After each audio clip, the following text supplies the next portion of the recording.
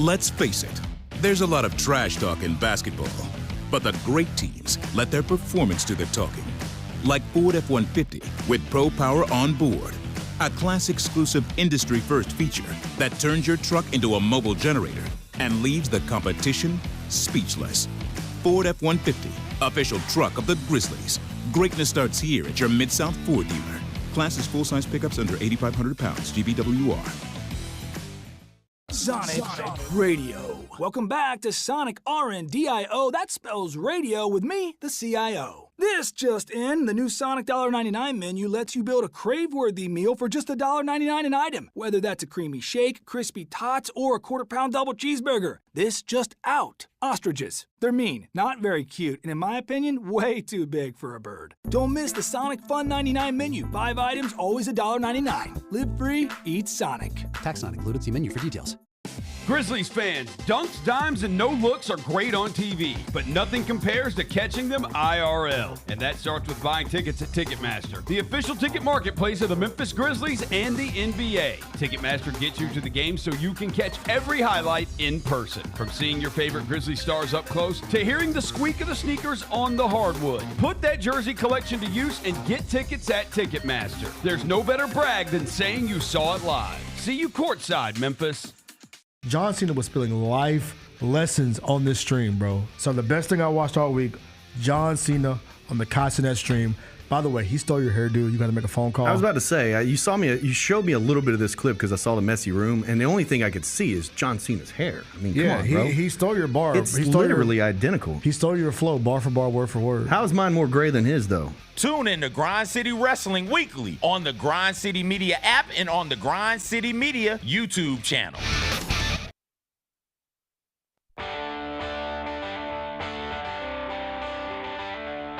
Live from the Built Ford Tough studio at FedEx Forum, it's the Gary Parrish Show, presented by Ortho South, on YouTube at Grind City Media and the official Grind City Media app. Now, here's your host, Gary Parrish.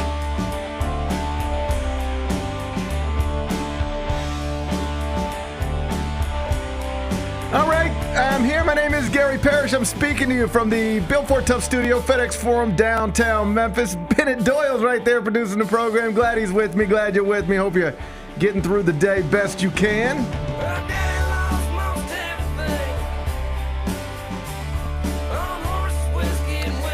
And I hope you didn't think Wednesday night Grizz Nets inside FedEx Forum would go well for the home team, because it didn't. Not only did the Grizzlies lose again, they lost 2 starters to injuries. Ja and Jaren, neither one played even 30 minutes in the game. Both were sitting for a significant portion of the fourth quarter when a competitive game turned into a double-digit deficit. A lot of problems, a lot of stuff to address. We'll talk about it momentarily. First, though, quickly, let me set today's schedule for you. In the next about 20 minutes, Jessica Benson's going to join me. She's normally here on Fridays, but she's going to be here on Thursday today. She'll pop in studio in about 20 minutes. I'll talk Grizzlies with her. Finish talking to JB. We'll take a break, come back. Do 5 more things you need to know, at which point we're going to discuss 5 previously undiscussed stories. Among them, the Los Angeles Dodgers are your World Series champions. Beat the Yankees 7-6 last night in Game 5 to secure their 8th championship in franchise history. We'll spend some time on that. We'll do it in about 40 minutes. I spent yesterday down at Ole Miss. Saw Chris Beard's Rebels practice in the morning. Spent some time with Chris in his office in the afternoon. I'll tell you about that. We'll do it in just a bit. Bennett has provided me with a list of the best Halloween candies to give trick-or-treaters. You might have noticed today is Halloween. I'll run you through the list. We'll do that in the third segment. It's now being reported that Sabrina Ionescu suffered a high-grade UCL tear in her right hand during Game 4 of the WNBA Finals. That probably explains why she couldn't make a shot in Game 5. I'll give you more details on that. We'll do it in the second hour. And Thursday night football set for tonight. Texans, Jets, MetLife. Big game for various reasons. Spend a few minutes on that. We'll do it during a segment we call 5 More Things You Need to Know. Then we'll eventually do GP's carryout, and we'll call it a day. So that's the rundown. We got a lot to get to. But I did want to start with your Memphis Grizzlies, because Game 5 of a scheduled 82 was played last night inside FedEx Forum. It was awful. Final score, Nets 119, Grizzlies 106. Yuck. Yuck. The Grizz closed as 12-point favorites, but still lost by 13 against a Brooklyn franchise that's more interested in Cooper Flagg than they are winning games. Like, they don't even want to win these games, and yet they outscored the Grizzlies 28-16 in the fourth. Even though they were on the second night of a back-to-back, it was just as bad as it sounds. Marcus Smart left the game with an ankle injury. Desmond Bane left the game with an oblique injury. Presumably, we'll get updates on them later today. Either way, the Grizzlies spent Halloween Eve losing 2 starters, plus their third game of the season, the last 2 of which have come at home against inferior opponents. Big Bet Bennett, happy Halloween. It's not even November yet. There are 77 games left. Still, some are asking. I've seen them asking. Some are asking if it's time to panic. Are you ready to panic? Do you think it's time to panic? I don't think it's time to panic just yet. I will say this is one of the scarier Halloweens on record. Whew. We've got a big problem. We've got a big problem. We got a big problem. We got a big problem on our hands this Halloween. It's a familiar problem. You know, this ain't the first time we've dealt with injuries around here. Yeah. This ain't the first time we've gone through something like this. But man, I didn't think we was going to be going through something like this, especially so soon into the season. This is not, this is not what I envisioned. Big Bet Bennett. Can you breathe, by the way? I'm going to try. Like last year, I was able to make it masked through the entire show. Mm-hmm. I don't know if I'm going to be able to do that during this show because it's really hard to breathe in this thing. I understand what Michael was going through. Yeah. I understand why he was so angry now after putting on the mask. And it does something to you. It transforms you. It transforms you. It also explains why he didn't move around. You say whatever you want to say about Michael Myers. Reasonable minds can disagree on him and his effectiveness. But, he ain't the fastest person in the world. No. He ain't setting no 40-yard dash records, right? And there's possibly a lot of explanations for that, but one of them is hard to run, move quickly when you can't breathe. That's right. I think that goes without saying. And I also couldn't breathe last night watching the Grizzlies play in that game. It was to quote Taylor Jenkins, it was atrocious, man. It was one of the in all seriousness, it was game 5, so I am not going to freak out and panic, but when you stack that one up against all the other you're gonna look back on that one and be like, what the hell happened there? Because that team that they played against I don't care what happens there. That is not a good basketball team they played against. It's not, and they should have beaten that team again, they were half trying for a while. They should have still beaten that team easily, just at half strength. The point spread was 12. Yeah. If you're a double-digit favorite, you're supposed to win the game. It's only game 5. It's still early, blah, blah, blah. The only thing I get frustrated with is people acting like they don't matter because they're early. All of these games count the same. Game 1 counts the same as 82. Game 5 counts the same as game 77. A bogey on hole number 1 is the same as a bogey on hole number 17. So the idea that, it's early, so you're not too far behind in the standings, but that's a win that you flipped into a loss. That's supposed to be a victory, and you turned it into a loss. Their starting center last night was Dorian Finney-Smith. Good basketball player, not a center. Not a center. You clearly had a massive size advantage last night. I went back and watched the TV broadcast, and I heard Brevin saying it. We were all saying it on the radio. Dude, how are you not just feeding the paint every single possession? Because Edey didn't even play in the fourth quarter at all. 0 fourth quarter minutes. I thought he looked pretty good in the first half. One of his better games so far early on. Jaren was obviously awesome.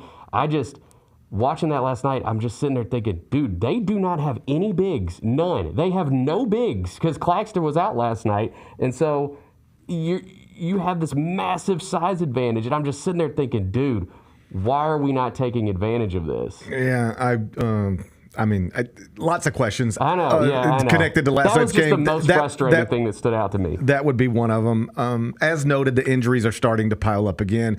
Ja and Jaren still recovering from soft tissue injuries. Gigi Jackson, Luke Kennard, Cam Spencer, Vince Williams, all still out. Now Marcus Smart, bad ankle. Desmond Bane, oblique injury. So tonight, with Giannis, Dame, Bucks in town, the Grizzlies could be down 2 starters and a total of at least, say, 5 rotation pieces. That's not ideal. And making things even more complicated is the reality that the greatest healthy players the Grizzlies have don't play as much, at least not so far in the season, as great healthy players tend to play in this league. Once again, last night, neither Ja nor Jaren reached the 30-minute mark. Jaren played 28, Ja played 29. So now on the season, the franchise's 2 best players, 2 all-stars, are averaging less than 27 minutes per game. Ja's at 26.5, Jaren's at 25.0. And they've only appeared in 2 games together, and they've only been on the court together with Desmond Bane for a total of 18 minutes this entire season, and it'll likely stay at 18 minutes, at least through tonight, given that Desmond seems unlikely to be available. Just for some context here, Tyrese Maxey is averaging 42 minutes a game for the Sixers. Kevin Durant is averaging 40 minutes a game for the Suns. Anthony Edwards is averaging 39.3 minutes per game for the Timberwolves. Nikola Jokic is averaging 39 minutes per game for the Nuggets. Trae Young is averaging 38.2 minutes per game for the Hawks. Ja, 26.5. Jaren, 25.0. I get that they're both coming off of injuries. I'm not ignorant to that. But I do think it's an excuse. I do think that that's a reasonable excuse. I'm just saying. Then let me ask you a question. Yeah. Tell me why somebody can play 28 minutes but not 31. Tell me why somebody can play 29 but not 34. So I completely agree with the point. Just to explain it to me like I'm 4 years old. I know. I guess what I'm saying is I completely agree with everything you're saying. I think if we look up in the next 5 games and it stays like this and both those guys are healthy, then yeah, that's a problem. If they're over there on oxygen on the bench, I understand it. But I don't understand it when they're both sitting out 4 and 5 minute stretches in a fourth quarter where a 1-possession game is getting turned into a double-digit game. Well, especially... I'm happy to listen. I'll listen to anybody explain it to me. But you're going to have to explain to me this. I understand why somebody can't play. Like if they say Desmond Bane can't play tonight, I understand that. He left last night with an oblique injury. If they say Marcus Smart can't play tonight, I understand that. He left last night's game with an ankle injury. What I am, I guess, less understanding of is why can you play 29 but not 34? Why can you play 28 but not 33? Because, you ready for this? In last night's game, if you're just able to get those numbers up to 33, 34 for Ja and Jaren as opposed to 28 and 29, that might have been good enough to win the game. When you're sitting there, there's 10 minutes left, 9 minutes left, and 1-possession game is now 6, now 8, now 11. As you're watching that slip away, if I'm running things, unless I look over there and my 2 stars are like exhausted, I'm trying to get this game. Because here's what somebody would say, well, you don't want to push it too far because like you wouldn't want them to re-aggravate something. Well, again, explain to me how 33 minutes on the court's pushing it too far, but 28's not. Explain it to me. Right. I'm asking from a sincere place. I'm not telling you you don't know what you're doing. I'm telling you I don't understand the difference between you're healthy enough to play 28 but not 33. You're healthy enough to play 26 but not 30. Why? Explain that to me. If you're healthy enough to play, I don't know why you can't play. And the, I guess, counterpoint to that would be you don't want to push it and re-aggravate it. And I'd say, okay, but you're going to have to explain to me what does pushing it even mean?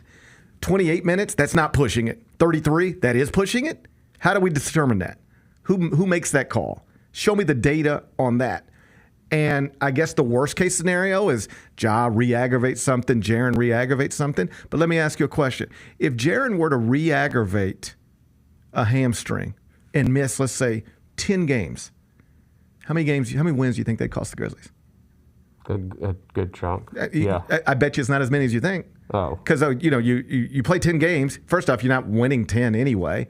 Out of 10 games, how many are you supposed to win anyway? If you're the Grizzlies, 6, 7, whatever the number is, right? So how many does not have Jaren for a 10-game stretch? How many wins does that cost you? 1, 2, 3? I don't know the number, okay? I just bet it's not as big as you think. You know what I do know? Not playing Jaren, real star minutes the past couple of games have already cost you 2 wins. All right? So you've already cost yourself a couple of wins by not putting these guys on the court as often as star players are usually on the court, quite literally just about everywhere else in the NBA.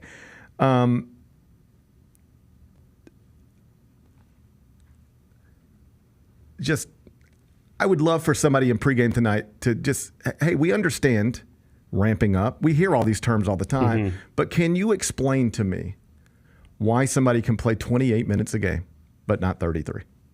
Explain to me. 5 extra minutes is really that's where you get into the danger area. I say the same things about pitch counts all the time. Why can somebody throw 103 pitches, but 114 is ooh? Yeah. Show it to me. Make me explain. If you understand it, help me understand it, because as of this moment, it's hard to understand. Ja and Jaren both watching big chunk of the fourth quarter while the game's slipping away. They were outscored 28-16 in the fourth, and a lot of that happens with them on the bench. They're down 6 with 10-14 left. Game's still up for grabs, right? Jaren leaves it at that point. He doesn't return till there's 5:58 left. They're down 10 at that point. They were down 5 with 9:20 left. Ja leaves the game. Doesn't return till there's 4:08 left. You're down 12 at that point. That's the game.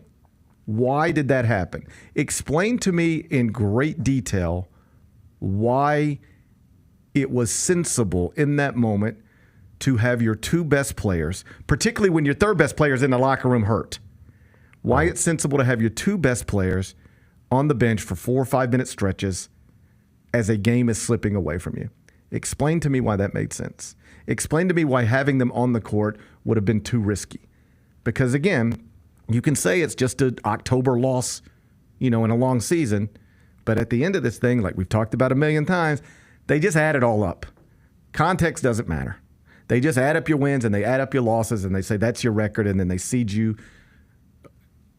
as it pertains to that.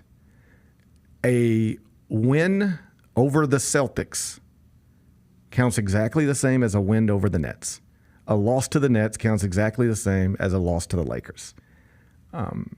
You let a game you're supposed to win, even with injury problems, you let that slip away and become a loss last night. And it's one thing if it was just, the Nets shot lights out and uncharacteristically just banged home 33s on you or something like that. This wasn't that. If you're looking for the main reason the Grizzlies lost last night, sure, defensive stuff, we can keep talking about that. But the main reason they lost last night, and the main reason they're sitting here below 500 is, injuries. But even the healthy players aren't playing as much as healthy players tend to play in this league. And I don't always understand all of the frustration that fans bring to social media, but I do understand that. It's a sensible reason to be frustrated, I think. Why do other franchises' best players push it up to 35, 36, in Tyrese Maxey's case, up to 42 early in the season, and yet here it's not happening anywhere close to that? Even the Celtics last season, if you want to use them as the barometer, like Jason Tatum and Jaylen Brown played about 35, 36 minutes a game in the regular season last season. I guess Ja and Jaren might get there eventually. I just don't know why they couldn't get there last night. If you can play 28, I think you can play 33. If you can play 29, I think you can play 34. And I think that alone might have flipped that last night from a loss into a win. We'll see how they handle it tonight. Both players this week have publicly expressed some level of frustration with how they're being used. Ja last night, Jaren previously.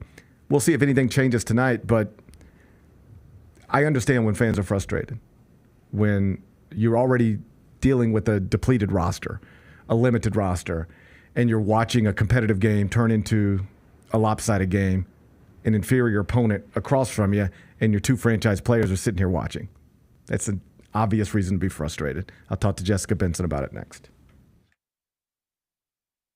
3 big beats this week. One was root for points in honor of John Roser. How about that Miami-Louisville game? Good Crushed grief. the over, which was 60. Finished with 97 total points, 52-45. Meanwhile, the Academy's covering again, both Army and Navy, getting the job done. This. Army, best start since 96. America. Navy crushed Charlotte. They're ranked 23rd and 24th in the country. The Odds Couple, live at 2 p.m. on YouTube at Grind City Media and the official Grind City Media app. Yellow lace is really bright yellow primary color. You got black on the trim and on the edges, and you got some red there as well. Look at that right there, Mike. Look at that right there. Man, look at that G. Look at that G, boy. That G is moving strong right there, too, man. Get all of your HBCU sports and culture news by tuning in to HBCU Huddle with CJ Hurt and Mike Wallace. New episodes drop every Thursday on grindcitymedia.com, YouTube, and Spotify. When it's all on the line, you turn to the strong, the stable, the unwavering. To those with a history of raising their performance to meet the moment. It's true in basketball. It's true in banking. Grizzlies checking from Pinnacle. Play hard. Bank easy. Open a Grizzlies checking account with at least $100 and a recurring direct deposit by August 31st. And you could receive a $200 direct deposit bonus into your account. Details at grizzliesbanking.com. Member FDIC. Thanks for showing up, Memphis. Nothing beats catching your Grizzlies IRL, and nobody knows that better than you. So next time you want to hit up a game, Ticketmaster's got your back with tickets to every upcoming matchup. Whether you're catching the Grizzlies at home or on the road, you'll find tickets at Ticketmaster, the official ticket marketplace of the Memphis Grizzlies and the NBA. Keep putting that jersey collection to use and get Grizzlies tickets today. There's no better brag than saying you saw it live. See you courtside again soon, Memphis. Justin Timberlake. I'm bringing sexy back. The Forget Tomorrow World Tour. Live in Memphis. Justin Timberlake. FedEx Forum, Saturday, November 23rd. Get tickets now at livenation.com. The brand new single Selfish is available to stream and download now. So if I get jealous, I can't help it. For more, hit up justintimberlake.com.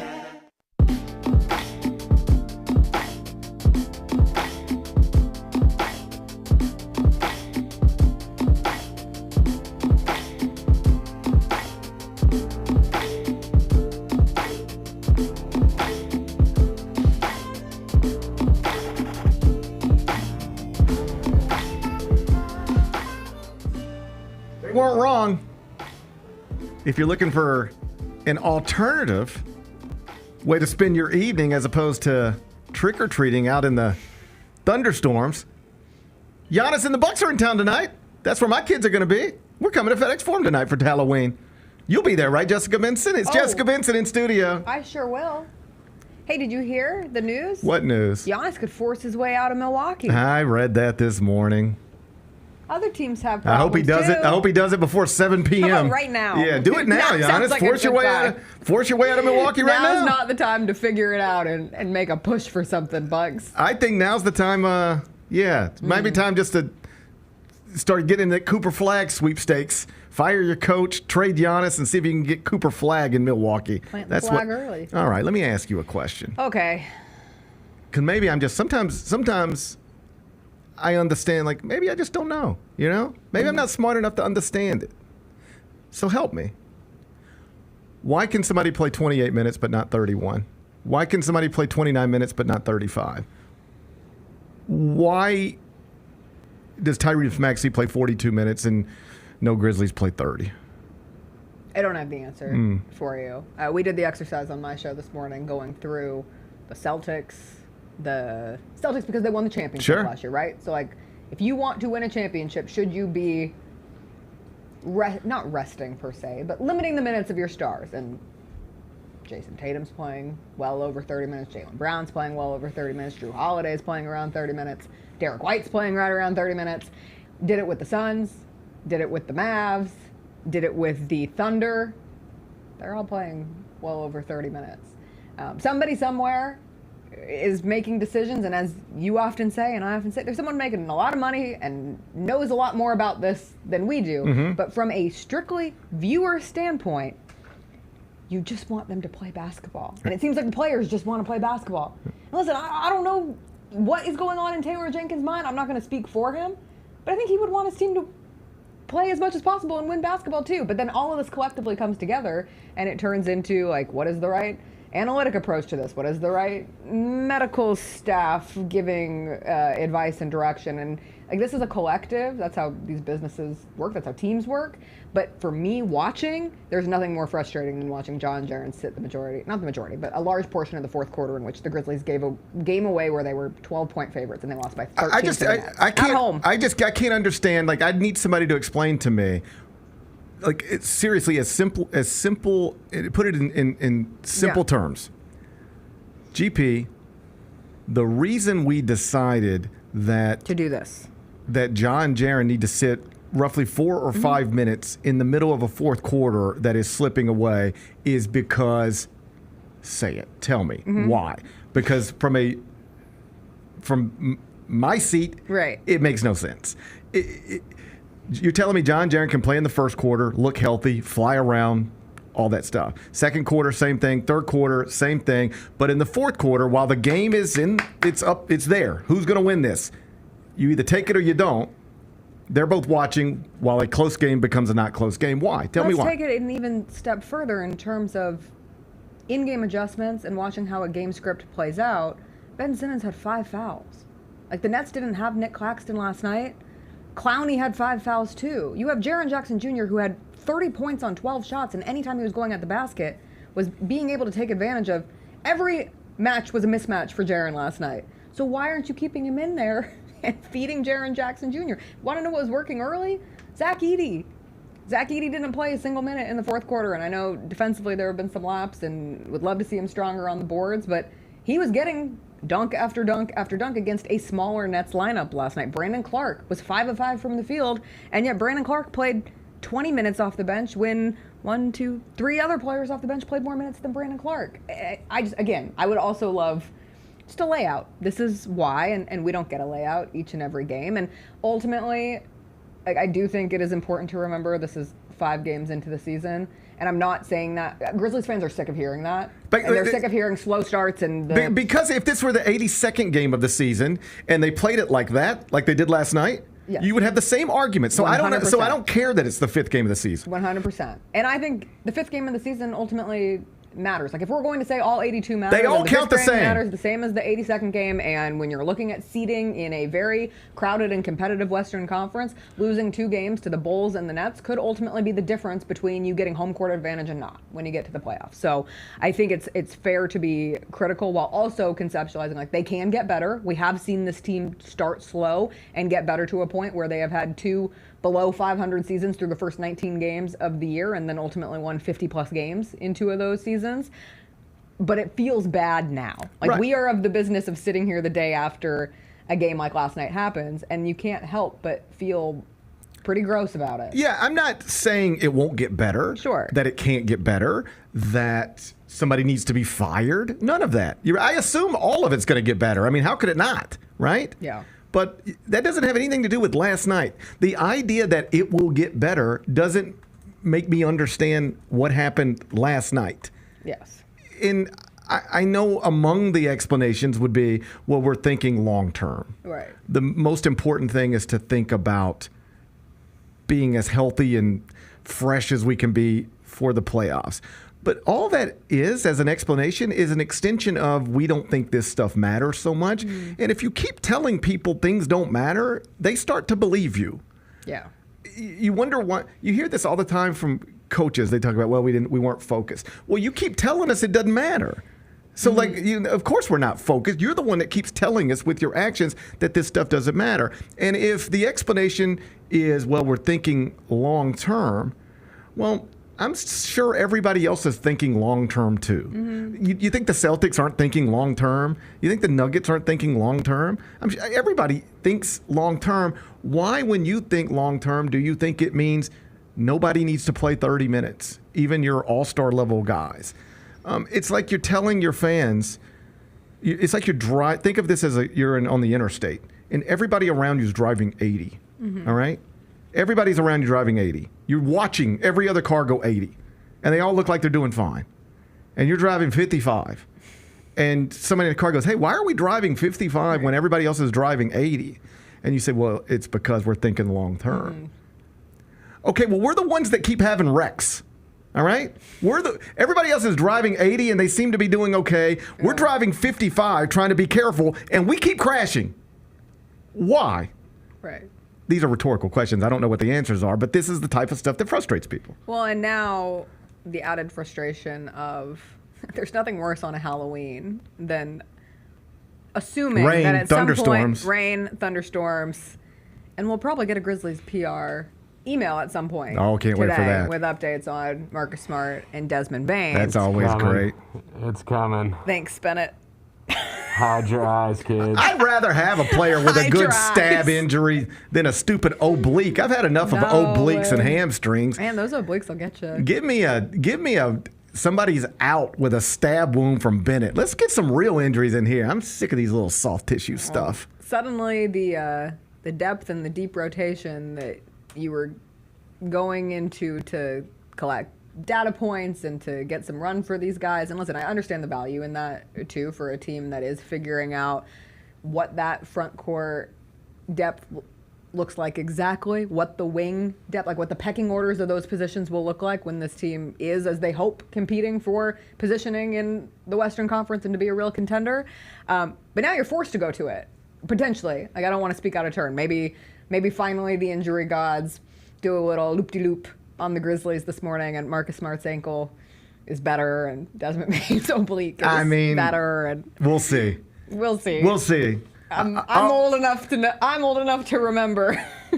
I've been a follower of the Grizz PR account long enough to know that's not usually the way these things go. But what time do you think we get it? Who cares? Who cares? I care. I have to write a pregame show. We'll just write it. Hey, you ready? Write it as if they're out. I know. Write it as if they're out because they're probably. Ja and Jaren have to play tonight, right? Yes. I would think so. Yes. And have to really play. Yeah. Like, again, I don't. I'm every Grizzlies game. I am monitoring social media. Like, not because I'm like, it's just there. It's just in front of me. So I see stuff. Right. And I don't always agree with it. Sometimes I think it's silly, right? It's just like a YouTube chat.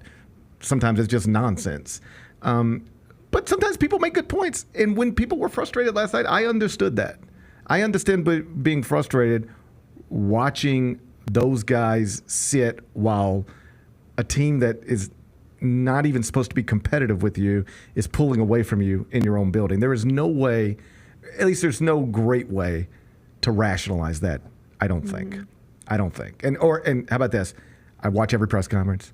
I haven't heard a great rationalization for it yet. If somebody's got one, I'll listen to it.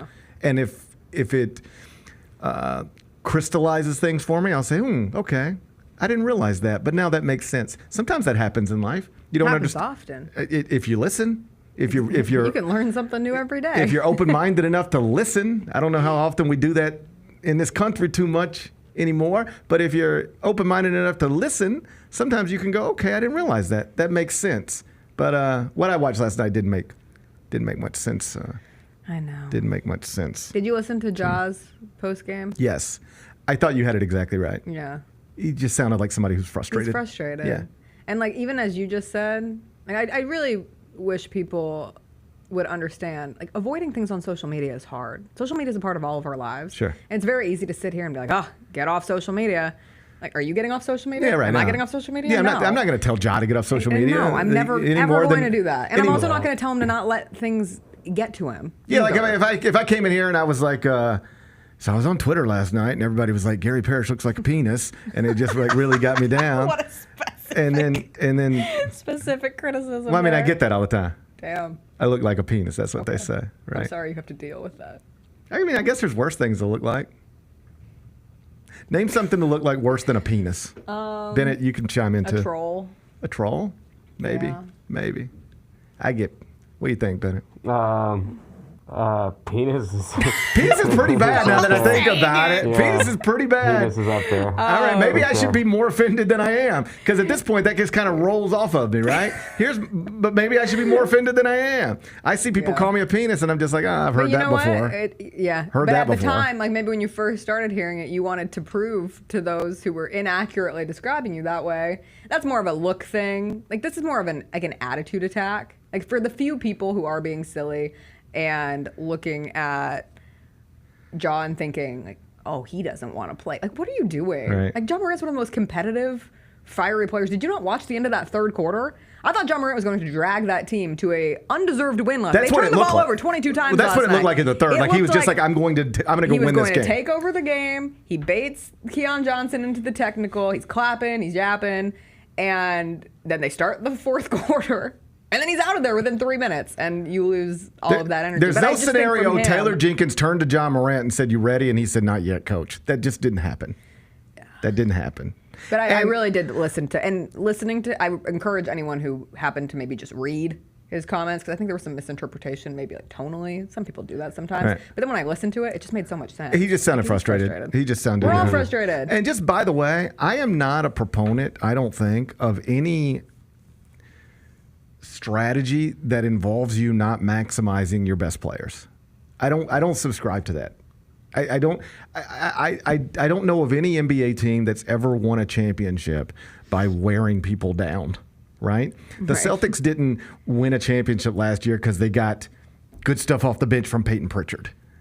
They won their championship. They got a shot from Peyton Pritchard a game for like 3 games. That stuff helps. Which is great. You need that stuff. Okay, and truly, because I know people very quickly want to turn on some of these players who, if you have a criticism, it's that they played 25 plus minutes off the bench.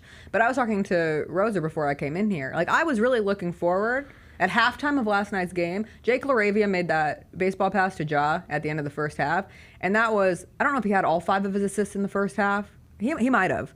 He had some really nice looks. I was like, oh, those were some really bright moments from Jake LaRavia. If you have those in moments, in a first quarter, in a second quarter, early in a third quarter, that's great for your depth. It's when you are having to use players, not all minutes were created equally. Like, that's why you have your stars at the end of a game in crunch time. Crunch time is different than the first half of a game. And so you can have a big shot from Jalen Wells. You can have a big finish from Jalen, like not finish of the game, but like at the rim from Jalen Wells. But when those players are in at the game, they're making mistakes that can be further costly for this group. But then when you look at the highlights, like I was coming in, the replay of the game is on in our offices this morning because somebody wanted to put the horror movie for Halloween for Grizzlies Nets. And like I'm walking in here and I see Jake airball a 3. I'm like, well, that's not what you want to see. Well, it's just, and that's what people hang on to because that's the lasting image or the lasting impression that they take from that game instead of the good things that happen early on. Particularly the NBA, stars win games, stars win championships. Yes. I don't believe stars matter. I don't believe in a strategy that takes them off the court even a second less than they're capable of being on the court while and this of course is not us saying they should play through injury. Like I'm not sitting here saying that. Like if there's something that's significantly wrong. Let me be very clear about what I'm saying. I'm saying if you're healthy enough to play 28 minutes or 29 minutes on a Wednesday night,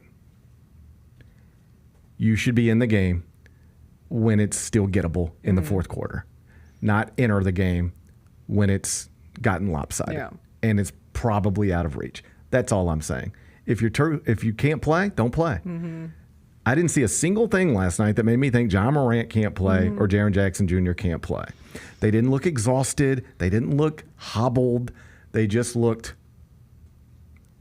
like ghosts because they weren't on the court. They looked like not franchise players because they were being treated in that 4 or 5 minute stretch in the fourth quarter. Not because of their play, but because of their positioning on the bench. I do not This believe. team's giving me a stress sit. I just noticed it. It literally popped up from the beginning of this morning. This team is giving me a stress sit. I don't believe you'll be a better team if you look up after 82 games and Ja Morant averaged 31 minutes per game instead of 36. I don't think you're better because of that.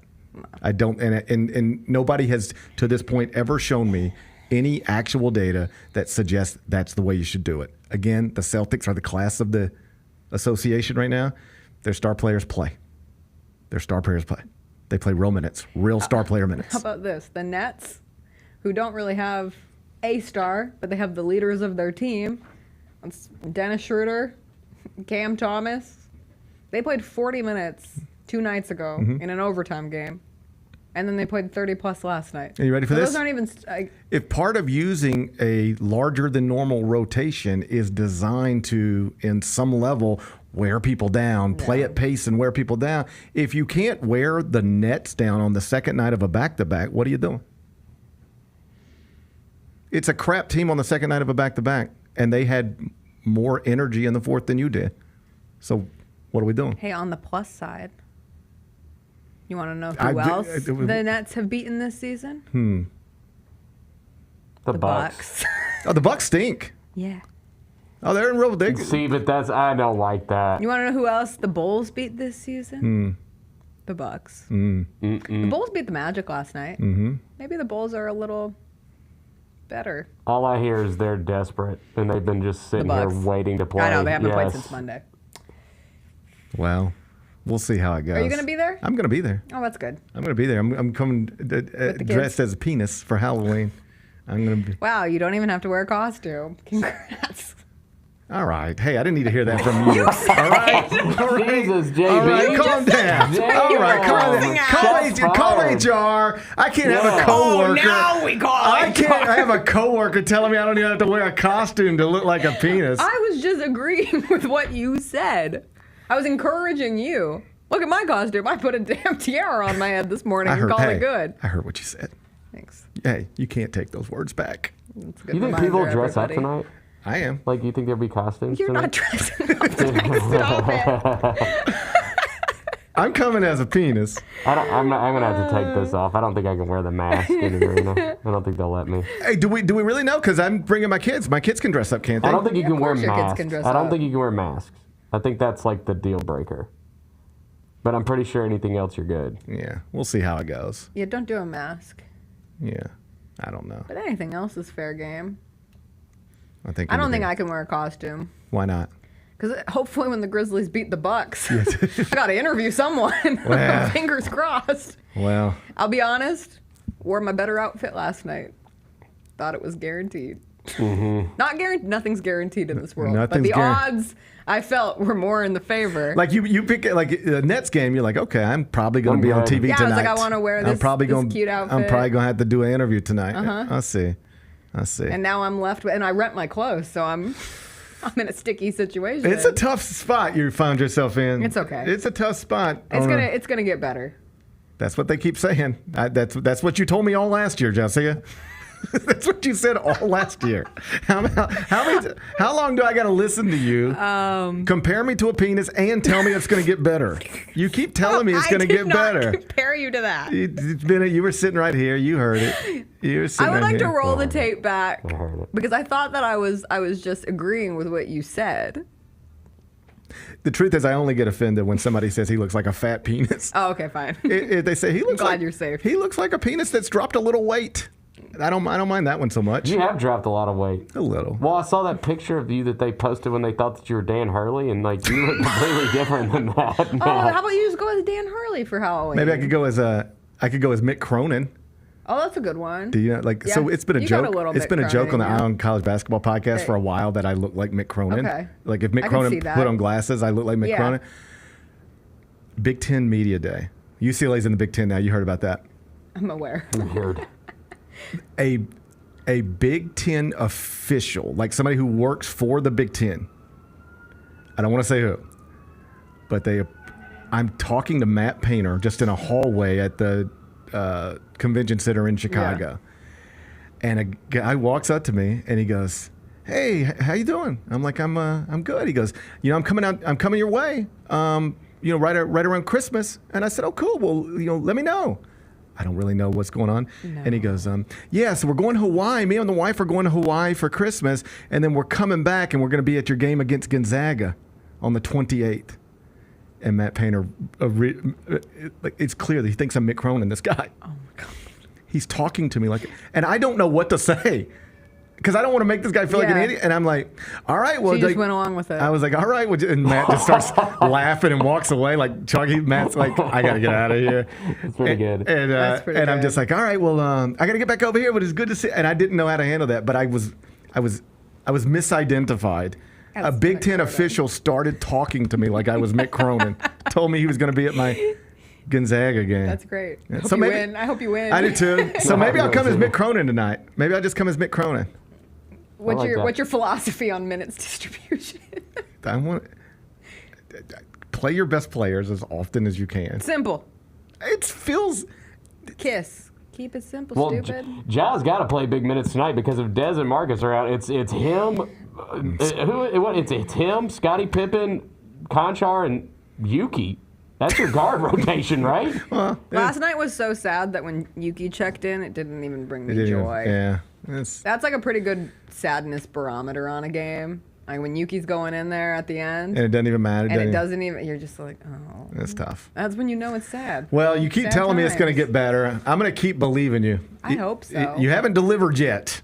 All right. I'll work harder. Work harder. I will work harder. All right. Work harder. Enjoy the rest of your afternoon, and I'll see you tonight at FedEx Forum. See you there. All right. That's Jessica Benson. She'll. Are you going to be back in studio tomorrow? I'm in studio for my show. We had to do this because I'm catching a flight right now. I'm pulling a Gary. Where are you going? I got to run. I'm going to Seattle for the UWSC game. Oh, that's right. I know that. Yeah. I'm excited. You should be. It's going to be some nice fall weather. Oh, yeah.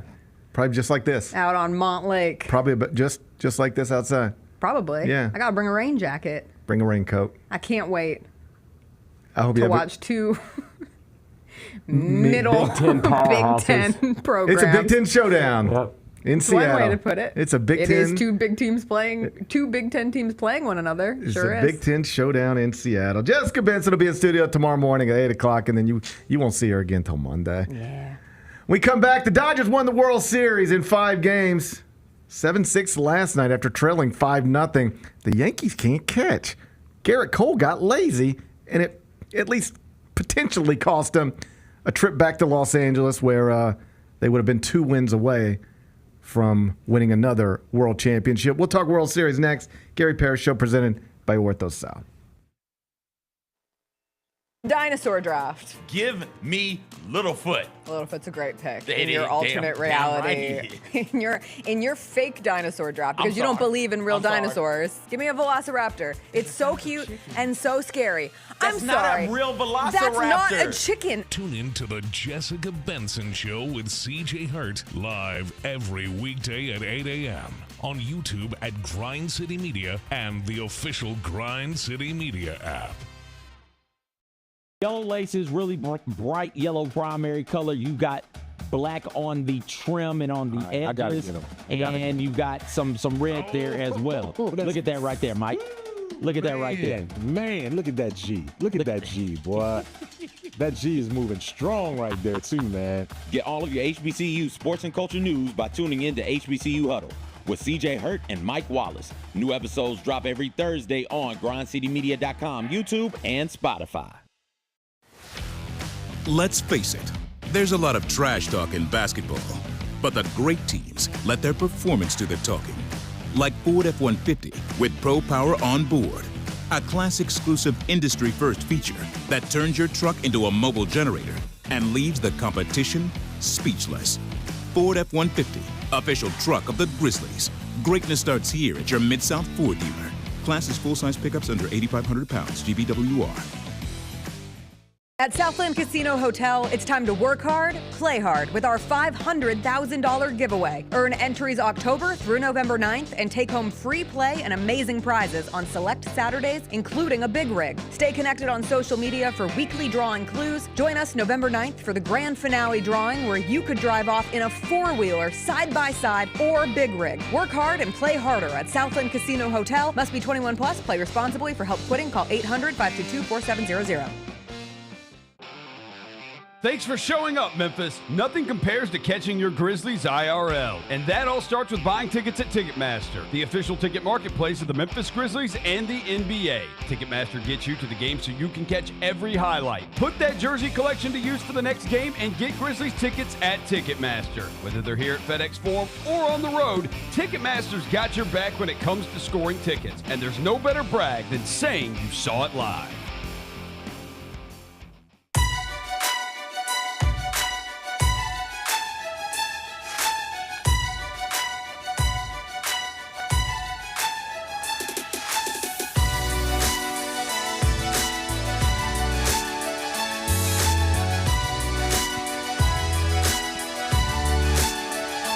Orthopedic injuries can be unpredictable, unforeseen, and unscheduled. Oh, buddy, you don't have to tell us.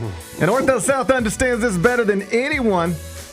Since your injuries don't make appointments, you don't need to either. That's because Ortho South welcomes walk-ins during the weekdays and the evenings and even on Saturdays. So next time an unforeseen injury makes an unscheduled appearance in your life, visit orthosouth.org to find your nearest urgent care location. Just walk in, and Ortho South will take care of everything, especially you. Learn more at orthosouth.org. That's orthosouth at orthosouth.org. Now I got 5 more things you need to know. Number 1. The Los Angeles Dodgers won their 8th World Series championship last night.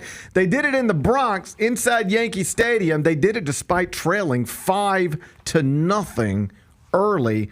They tied it up 5-5, won it 7-6. Big Bet Bennett, I know you were inside FedEx Forum, so I know you didn't have your eyes on Yankees-Dodgers, but I'll take a glance. Woo, buddy, they blew it. Aaron Judge dropped it. Aaron Judge drops a ball in the 5th. Garrett Cole doesn't cover first on a routine like stuff we quite literally teach our 7-year-olds to do. Like our 7-year-olds understand when a ball is hit there, the pitcher's got to get to the bag. If our 7-year-old pitcher doesn't make that play, show that effort, he gets criticized. Maybe even yelled at, depending on, who the coach is. And here's Garrett Cole, future Hall of Famer, on one of the biggest contracts in baseball history, and you can't get to first base? You can't get to first base? Look at Aaron Judge. Oh, no. What are you doing, buddy? No. You're a professional baseball player. They're up 5-0, and they just let the whole thing slip away. And I don't think that they were going to win the World Series. But I did think that this had a chance to become competitive. I mean, they looked so good in the last game before that one, and then got off to such an amazing start last night. You win Game 3. You're up 5-0 in Game 4. Now you're going back to L.A., and sure, you still got to win 2 on the road, but you got Hall of Famers on your team. You've won 2 straight. Yeah. Their pitching is still depleted. You got a shot. Yeah. You got a shot. And you never want to go down 3-0 in a series. That goes without saying. But if you're really just trying to get it flipped around in your head, you start telling yourself things like, all right, they want to be in this position, but, they don't make documentaries about every World Series champion. But if there's ever one that comes back from 3-0, they'll make a documentary about that one. And we are now in a position where we can do that. Rather not be in this position, but let's try to find the good in it. Let's try to find the positive in it. We now have a shot to make real history, do something that's never been done. Go out, win game. You win Game 4, right? Then you're up 5-0 in Game 5. It's right there. Yeah. You're starting to think about it a little bit, and then it's just over because your MVP can't catch and your billion-dollar pitcher can't hustle. Mets put up a better fight against the Dodgers than the Yankees is all I'm saying. Mets put up a better fight against the Dodgers than the Yankees did. That's all I'm saying. And how about this? The Dodgers just win a World Series with 2 starting pitchers. They get all these guys, that lineup that you just saw beat the Yankees to death with, Mookie Betts, Freddie Freeman, Shohei, that's all back. And then they add Shohei on the mound, Clayton Kershaw on the mound, Dusty May on the mound, Tyler Glasnow on the mound. Imagine winning a World Series, and then, you ready for this? Imagine if in the NBA you won a championship, and then you just added 3 starters that are better than any of the starters you had on the team that was just good enough to win a championship. That's like what the Dodgers are going to do next year. Yeah. They just won a World Series, and they're going to have a brand new, healthy pitching staff next season to go with that lineup that is obviously just, I don't want to say it's impossible to get through, but I mean, when you look up and you're dealing with Ohtani, Betts, and Freeman just every 3 innings, it's back to back to back. It's like, my God. Right. Fun game last night, but if you're a Yankees fan, like just. I think you're sick over it. It's one thing when Shohei's hitting the ball 450 and Freddie Freeman's on a heater. What are you going to do? That's a routine ball to center field. You've got to catch that. Yeah. This is a little league play at first. You've got to make that play. When you lose like that, I think it stings a little bit more. But, hey, it's not my problem. If you're the Yankees, I mean, I think that, like, what do? Just you got to re-sign Juan Soto and then just try to run the thing back. I mean, you were well, here's the thing. Like, Juan Soto didn't say anything last night that would make you think he's leaning toward the Yankees. You think you're sitting in a Yankees clubhouse with New York media, you'd be like, I love it here. This is where I want to be. Hopefully we can make it work. He didn't say any of that. He said, I'm open to everybody. Nobody has a lead. I'm just going to sit down and let the offers come in. And he will sign one of, if not the richest contract in Major League Baseball history. He's only 26 years old. That's crazy. God, I feel like he's been in the league forever. Like he's like, Pete Alonso is a free agent as well, and he's going to get a big contract too, but he's like, he's 30. Yeah. Juan Soto's still only 26 years old. He's got real great prime years in front of him, and it looks like he says he's open to every team. Every team can't afford him, or at least every team isn't willing to even try to afford him. It really comes down to Yankees, Mets, Dodgers. That's where we're going to be. Yankees, Mets, Dodgers. Juan Soto will be wearing one of those uniforms next season. Hopefully it's a blue and an orange one. Number 2. So I appreciate Lang Whitaker. Mike Wallace, Ben Doyle holding things down yesterday. I went down to Oxford, Mississippi, for a couple of different reasons. To go to Ole Miss practice, sit down with Chris Beard. Also spoke to a journalism class while I was there. Because that's what I told everybody. Yeah, so I did all those things. It was one of those kill two birds with one stone type of situation. Like I got to be there one of those deals where I got to go down to sit down with Chris Beard anyway. And I had been talking to the journalism department down there, and they were like, might as well give back. Yeah, hey. Might as well give back. It's just like I told those young people yesterday. I remember what it was like to be a freshman sitting in these seats wondering, how do I get where I want to get? How do I get where I want to get? What is the proper path? And not only did I not know, I didn't even know anybody to ask. I entered college with the idea of being a sports writer without even knowing another sports writer. There was nobody for me to email or call to ask for advice. I was just ignorant to the whole thing.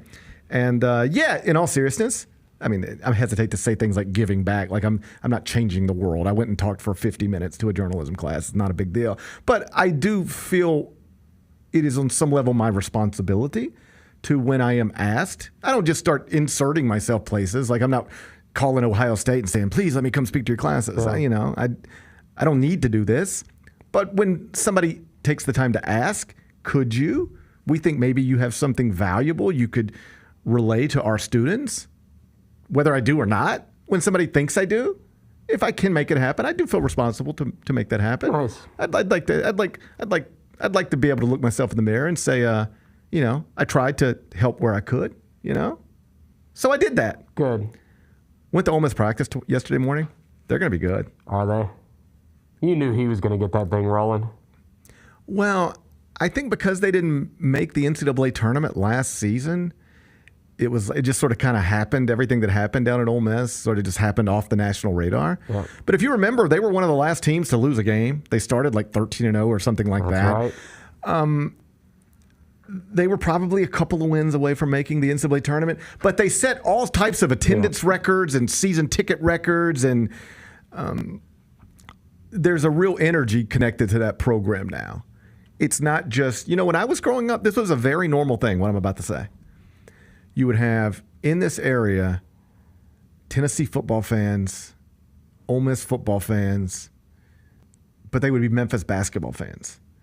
I think there's less of that now because Tennessee has invested in basketball and Ole Miss has invested in basketball, and those are real things that have achieved some level of success. Yep.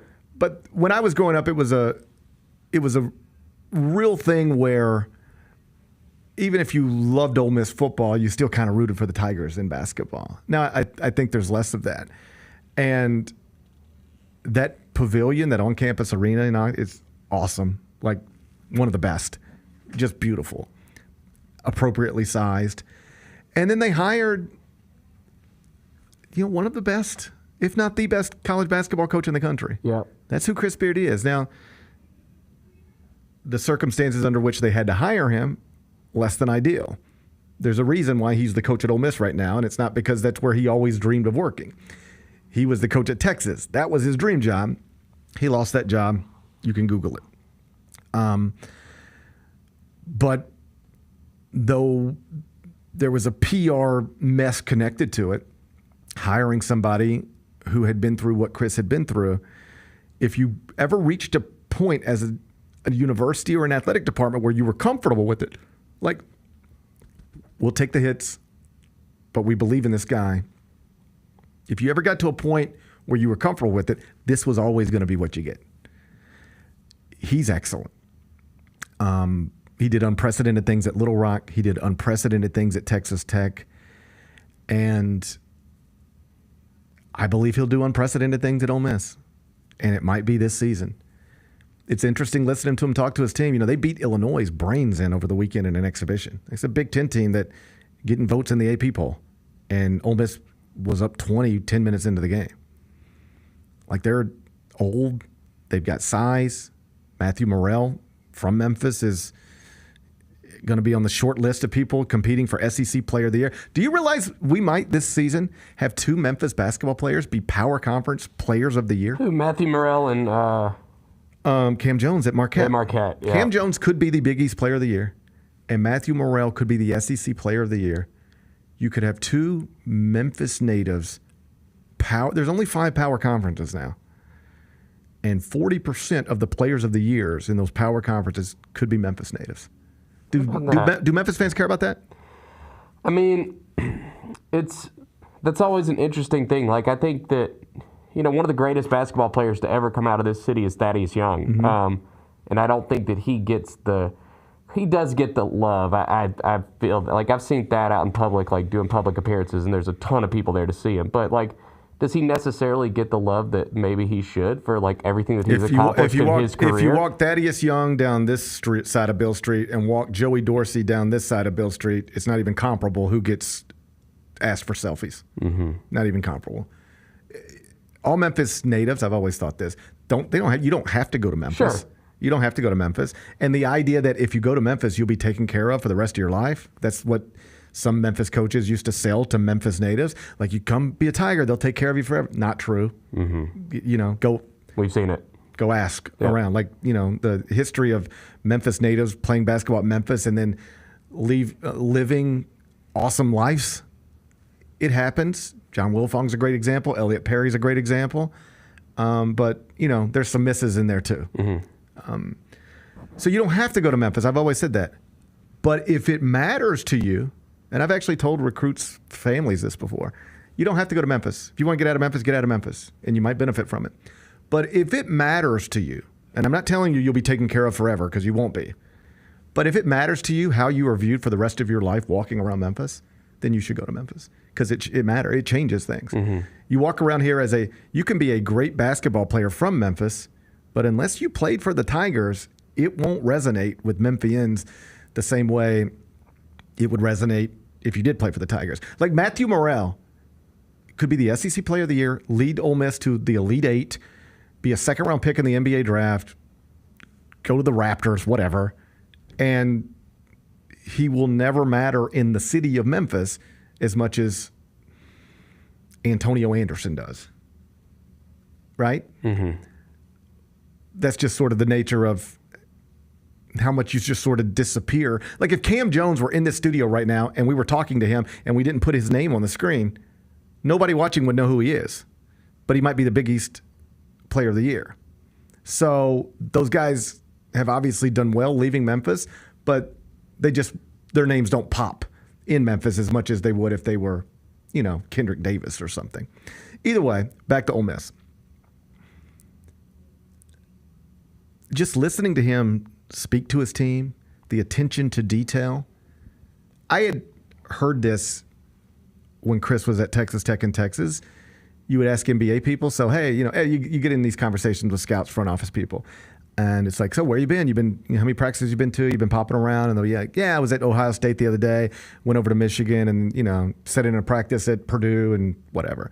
And for a while, they would tell you, if you were to say, like, who really runs, when you were in the gym and you see somebody run a practice at the collegiate level, like, who blows you away? Like, who makes you go, okay, that guy's running really good workouts and practices, and this is somebody who could work in our league? You would hear Jay Wright a lot. You would hear Tony Bennett a lot. But as Chris Beard's career started to take off, you would hear his name more than anybody else. They would say, just, you go watch a Chris Beard practice, you know why they're good. You know why they're good. That guy's really teaching and instructing, and the attention to detail is so laser focused. He's just really impressive. And, I don't want to have revisionist history here. There were people who objected to Ole Miss hiring Chris Beard under the circumstances with which they hired him. And I understood that completely, right? But if you're willing to deal with the stuff that comes along with it, what you are always going to get is an awesome men's basketball program. And Ole Miss looks like it's going to be that this season. Preseason top 25. Open the season on Monday. And they'll be here at FedEx Forum for a game against the Tigers on, I believe, December 28th. Number 3. It's Halloween. It is. And you know what you do on Halloween? It's one of my favorite days. You trick or treat. Yep. You trick or treat on Halloween. I believe we'll have trick or treating here tonight, by the way. We're going to be here. Are they bringing their buckets and everything? I think they're probably bringing the buckets. Good. All right. Yeah, I think we're going to have some trick or treating on the plaza. Might have to be a clear bucket, I don't know how all that all works. Well, you can see in the bucket. I think you're fine. Bennett, we'll take your word for it. Okay. I hope this rain clears up. You ever tried to go trick-or-treating in the rain? That's not the most fun. No. That's not the most fun. It's not. All the more reason to come down here and trick-or-treat indoors. In all seriousness, can I be serious for a minute? Yep. Then we'll get back to being silly. Okay. In all seriousness. I got my serious face on. Among the reasons we decided to come to FedEx Forum tonight is because of the weather. Yeah. It was like, it's going to be nasty anyway, probably. That's what the meteorologists are telling us. So I went and started looking for tickets. I know sometimes, based on people who text message me, y'all think like I got like 100 tickets sitting under my desk here at all times. Same. All right. People always asking me for tickets. I know you think I have 100 tickets. I need tickets too. Yeah. I need some tickets too. So let me tell you where I bought my tickets. All right. StubHub. I bought them from StubHub. Just like a normal person. It's so fun. Like every once in a while, people usually work through Kelly. They'll work through her because I'm an intimidating presence. I don't know if you know. They know you're going to shoot them down. I look like a penis sometimes. No, you don't. That's what they say on Twitter, Bennett. You let me rank one basketball team a little too low. Next thing you know, I'm getting called a penis.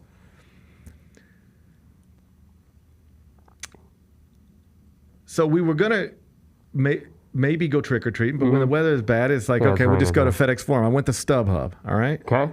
Went to StubHub like a normal person. All right. You know what I found very quickly? What'd you find? Even though Giannis, arguably the greatest basketball player in the world, is here, tickets were pretty inexpensive relative to what they normally are. You want to know why? Why? Because it's Halloween and people don't want to go to a basketball game on Halloween. They want to go trick-or-treating. That's a good point. So everybody was trying to unload their tickets. I just snatched them up. Yeah. Here's what I'm trying to tell you. If you're looking for an alternative to trick-or-treating in the rain, I got lower-level Grizzlies tickets tonight for like $35 on StubHub. And you can trick-or-treat here. And you can trick-or-treat here. I'm not 100% sure that's true. Well, Bennett, maybe you should be 100% sure before you keep saying that over and over. I will make sure somebody gets some candy for the kids when they show up tonight. All right? I can't take you seriously in that mask.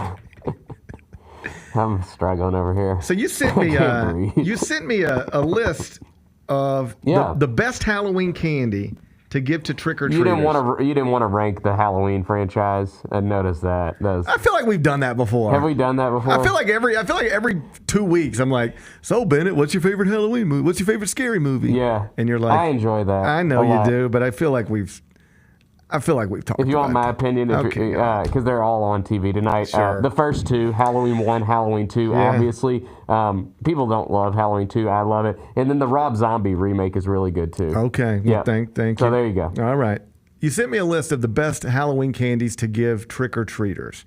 What do you think is the best? If I could make you a trick-or-treater, Bennett, if I could make you 11 again, and you were a trick-or-treater, and you knocked on my door, and I gave you candy, what candy could I give you that would make you say, GP has the best candy at his house? You know what I think it is? I think it's just a good old-fashioned bag of Skittles. I love a Skittle. And here's the thing. Man. Okay? Some kids, this is 2024, folks, all right? Some kids can't do chocolate, all right? So you got to have another option. Yeah, you know what? That's why Skittles are the perfect Halloween Them kids candy. ain't my problem. Some kids can't have chocolate. You're telling me I got to buy Skittles for those children. Them kids can just go to the next house. I'm not planning my Halloween around kids who can't have chocolate. All right? How about this? New rule. You can't have chocolate, just stay home. Just stay home if you can't have chocolate. That's cruel. By the way, you're not my problem. Carly just messaged us and said, yes, there will be trick-or-treating tonight. They're going to be handing out bags in the grand lobby of FedEx Forum, so get down here tonight. They're also giving away really cool T-shirts. Look at Carly coming to the rescue to clean up your mess that you made. I know, I did Thank make you, a mess. Carly. I'm sorry. And they also are giving away these really cool. Have you seen the Ja shirt that they're giving away tonight? Mm-hmm. It's like a glow-in-the-dark shirt, and it's Ja, and he's dunking on like a graveyard full of zombies. It's pretty cool. All right. Yeah. Okay. Pretty cool shirt. For a giveaway shirt, it's like upper echelon. I ain't buying Skittles just for kids who can't have chocolate. Okay. If you can't have chocolate, stay home. That's cruel. If you can't have chocolate. You're the same parent who like sends peanut butter to their kids' school. I like peanut butter. What's the problem? I love peanut butter too, but you're not supposed to take peanut butter to your kid's school. Because of peanut allergies? Yeah. If you have a peanut allergy, stay home. See, that's out of bounds. I think if you have a peanut allergy, you shouldn't be allowed to go to school. You can't say that. I think that's true. You can't say that. I think out you should loud. have to be homeschooled if you have a peanut allergy. No. I stand with the peanut allergy students. I don't. I'm against you. I'm I'll against you never guys. bring peanut butter to the class. I'm bringing Never. all the peanut butter to the class. All right? Reese's Peanut Butter Cups ranks number 1 on the list, and that's the right answer. There's nothing better than a Reese's Peanut Butter Cup at Halloween, except for perhaps a Kit Kat. Oh, I love a Kit Kat. I freaking love a Kit Kat. I love a Kit Kat. I love a Kit Kat. One of the most underrated candies of all time. I think who doesn't love Kit Kats? It's not underrated. Kit Kats are properly rated. Everybody loves Kit Kats. Yeah, and like I like them with like a cup of coffee. Like it's just they're generational. Like the kids love Kit Kats. The old people love Kit Kats. Kit Kats are like the Beatles. Yeah, you could drop them in at any time. That's right. That's right. It could be 1960, 2020, 2040. Give it to a 70-year-old, give it to a 7-year-old. Everybody loves a Kit Kat. Kit Kats are like the Beatles. Kit Kats are the Beatles of candy. Yeah. How about that? Think anybody's ever said that before? Reese's are like the Rolling Stones? Reese's are like, I like a good Reese's. And listen, I don't know how to explain it. There is something different between a Reese's peanut butter cup and a Reese's like pumpkin or Christmas tree. Not the same, you say. Not the same ingredients, not the same recipe. The holiday Reese's taste better. You think so? It's something about it. It's the consistency. I don't know what it is, but it's something about those damn pumpkin or those Christmas tree Reese's that just hit different than the traditional. All right, let me hit you with this list because What's going on? I got real problems with this list. Who made the list? Country Living. That's how I said it to you. CountryLiving.com. That's how I live. This is awful. That's how I live. Okay, number 1, Reese's Peanut Butter Cup. I agree. I wouldn't argue if they went with Kit Kat, but I'm fine with it. Yeah. Peanut Butter Cup's number 1. Peanut Butter Cup was number 1? Okay. Yes. Okay. Number 2, a Snickers. I like a Snickers. I like a Snickers, but I don't love a Snickers. That's the best way to explain a Snickers. I'm never buying a Snickers. There you go. Everybody likes a Snickers. Yeah. Who loves a Snickers? No one loves it. I don't think somebody... There's no one out there that is like, that's my favorite candy bar. There's no one. I don't think there should be. I bet there is, but there shouldn't be. Snickers is a... Snickers... It's really good. Snickers is like, hey, I got a candy bar. What kind? Snickers. All right, cool. I'll take it. Yeah. That's what Snickers is. Right. Like, I don't mind it, but it ain't what I love. It's not a Kit Kat. That's right. Snickers at 2, I think it's a little high. It's really high. Okay. It's a little high. Snickers should be right in between the things you love and the things you hate. Put Snickers right in between. Okay. All right. Number 3. This is where we start to lose our way a little bit. Uh-oh. Number 3. A Milky Way. See, Get out of my face. No one likes Milky Ways. Nobody likes a Milky Way. Nobody likes Milky Ways. There is not one person in this country that likes Milky Ways, and they're thrown in our face every year. Yeah, stop pretending you like Milky Ways. I know you don't. I go to the gas station sometimes, and Abigail likes Milky Ways. You go. You're the only one. Do what? Abigail says she likes Milky Ways. No, she doesn't. She doesn't. She's not. She's lying to herself. You don't really like them. You don't like them. You've tricked yourself into saying that. You've tricked yourself. You got caught with a bag of Milky Ways one time, and you tried to pretend you liked them. Yeah. You don't like Milky Way. No, I don't even understand. I would like to sit in a gas station all day on the candy aisle and just monitor. Yeah. And then wait for somebody to come in. I understand if you just walk into a break room and you're like, God, I'm starving. I need something. And literally the only thing in the machine is a Milky Way. You'd be like, well, I got to put something in my belly. Yeah. Milky Way's better than nothing. Because a Milky Way is better than nothing. Can we agree with that? Yes. A Milky Way is better than nothing. I'll eat a Milky Way. If my I don't love it. If my options are starve to death or eat a Milky Way, I'll eat a Milky Way. Yeah, same. But I'm not going to love it, all right? Whoever walks into a gas station, because somebody has to do this, but who are they? You walk into a gas station, and there it is. There's the Reese's Cup. Display. There's the Kit Kat. There's the whatchamacallit. There's a whatchamacallit. There's a Caramello. Underrated. There's an Almond Joy. And then there's a Milky Way. With all these options in front of you, who picks up a Milky Way? I don't know. I want to know that person. I've been on this earth 47 years. I want to talk to that person. I never seen somebody with my own. I never witnessed. I've witnessed car crashes where people die. Yeah. But I've never seen somebody grab a Milky Way out of a gas station. Right. Isn't that crazy? And I feel like every Halloween there's more Milky Ways than anything. Like, what is going on? Oversaturated. There's too many Milky Ways out there. There's too many Milky Ways out there. Balance. I feel like we're creating too many Milky Ways. Yeah. There ain't no way this many people are out there buying Milky Ways. There's no way. This is bananas. Number 4. Now, this is one everybody says they hate this. Don't you dare say Three Musketeers. That's just like Milky Way in the sense that who buys that ever? Bro, those are disgusting. Three Musketeers is gross. Better than nothing. I'm gonna go better than nothing. No. If my options are starve to death, shrivel up and die, or eat a Three Musketeers, I would eat a Three Musketeers. I'm taking death. You would take death. Stab me. Bennett would rather die than eat a Three Musketeers. I understand the sentiment. I'm not eating a Three Musketeers. I understand the sentiment. It's not Three Musketeers. This is one everybody says, I hate that. And I don't really hate it as much as, because I hate black olives. I cannot eat a black olive. If you set a black olive in front of me and said, I'll give you $100 to eat it, I'd say, keep your money. I'm not putting that. I'm not putting that in my mouth. Olive. That is not something I'm going to put in my mouth. Okay. I'm not going to put a black olive in my mouth. I can understand. I like them, but I get it. Candy corn. Oh. I will put candy corn in my mouth, but I don't hate it as much as the people who say they hate it. But I don't love it, and there's no way it should be number 4 on a list of Halloween candies. Completely disagree. I cherish candy corn. But you wouldn't rank them top 4. I would rank it top 4. I would rank it top 4. Okay, give me a ranking then.